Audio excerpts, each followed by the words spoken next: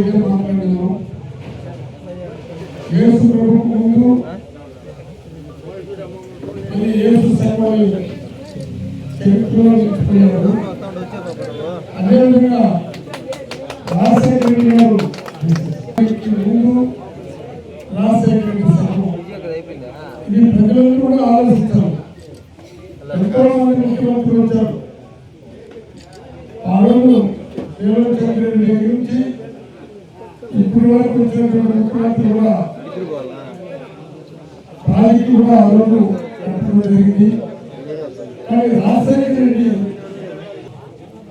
అంటే ఉచిత కరెంట్గా ఫ్రీగా ఇవ్వడం వారి మాట ఇచ్చి నిలుపుకున్నటువంటి ఏకైక చరిత్రకారుడు వైఎస్ రాజశేఖర రెడ్డి గారు.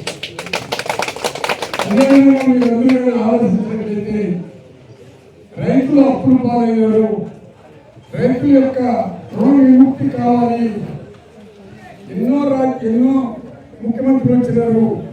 ఎవరు కూడా రైతులు పోరాటం చేసినా రైతులకు రుణ విముక్తి కాలేదు. కాబట్టి వారు ముఖ్యమంత్రి అయిన వెంటనే అప్పుడు ఉన్నటువంటి కాంగ్రెస్ తో పోరాడి రైతులకు కూడా రుణమాఫీ చేసినటువంటి చరిత్ర సృష్టించిన వ్యక్తి రాజశేఖర రెడ్డి.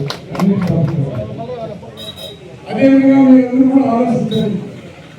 రాజశేఖర రెడ్డి గారు మళ్ళీ 2 కార్యక్రమాలు చక్కగా చేశారు. వారు పాదయాత్ర చేసినప్పుడు ఒక బిడ్డ ప్రపంచంతో కూడా తిరగవచ్చు, ఉద్యోగానికి అవకాశాలు కల్పించే కార్యక్రమం మనం చేయాలి. అంతకుముందు రాజశేఖర రెడ్డి రాకముందు ఈ ఫీజు రియంబర్స్మెంట్ అనేది లేదు.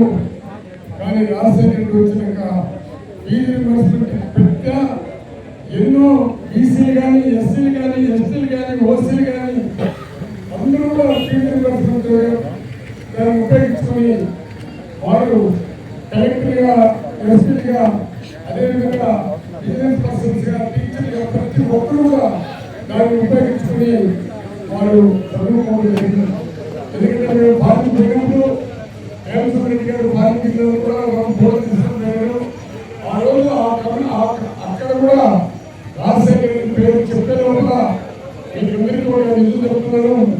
ఇక్కడ రాజశేఖర రెడ్డి పేరు చెప్పకూడదు, ఇక్కడ కేవలం తెలుగుదేశం పేరే చెప్పాలా అని ఆ కుటుంబంలో ఒక నిర్ణయం తీసుకున్నప్పుడు లక్ష్మీనారాయణ నన్ను పిలిచి మాట్లాడినప్పుడు నేనేమన్నానంటే ఇదే మాటన్నా ఇండియా నుంచి వచ్చినటువంటి మీరందరూ కూడా మీ పెద్దలకి పాదాలంటే మనమందరము రాజశేఖర రెడ్డి గారిని గౌరవించి, అభిమానించి, ప్రేమించిన మన ప్రతి ఒక్క గుండె జగనన్నని కూడా మనం గౌరవించి, ఆశీర్వదించి, అన్నని మీ అందరూ పవిత్రంగా ఆశీర్వదించి అన్నని ముఖ్యమంత్రి చేయాలని మనమందరం కలిసికట్టుగా పోరాడి రాబోయే ఎలక్షన్స్ లో మా జగనన్నని ముఖ్యమంత్రి చేయాలని మరొకసారి వేడుకుంటూ ఇక్కడ వచ్చేసిన ప్రతి ఒక్క అన్నదమ్ములకి, అక్క చెల్లెమ్మలకి,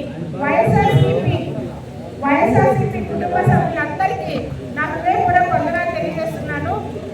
మన కార్యకర్తలందరూ మనం వచ్చి స్ట్రాంగ్ పవర్. సో మనమందరం కలిసి పోరాడితే మనం తప్పకుండా మన జగనన్నని మళ్ళీ ముఖ్యమంత్రి చేసుకోగలుగుతాము.